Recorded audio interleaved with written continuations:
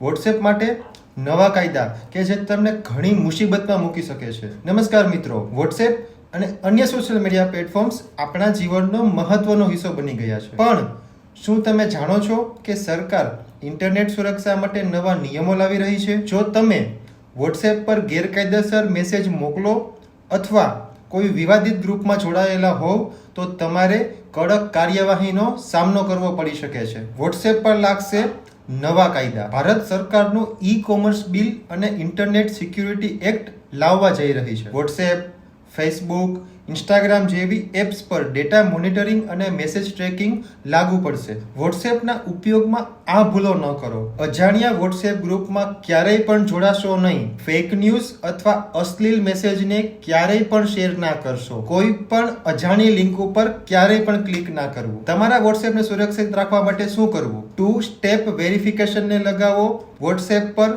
Private સેટિંગ્સને ચાલુ રાખો. કોઈ પણ મેસેજ ફોરવર્ડ કરતા પહેલા ચકાસો કે તે સાચો છે કે ફેક છે અને સાયબર ક્રાઇમ હેલ્પલાઇનનો સંપર્ક કરો. મિત્રો, ટેકનોલોજી છે ને આપણા માટે ફાયદાકારક છે, પરંતુ જો આપણે તેનો સાચો ઉપયોગ ન કરીએ તો ઘણી મુશ્કેલી પણ ઊભી થઈ શકે છે. વોટ્સએપના નવા કાયદા અંગે તમામ લોકોને જાગૃત કરો અને સાફ સુથરું ડિજિટલ જીવન જીવો. Stay safe, stay protected. જય હિન્દ.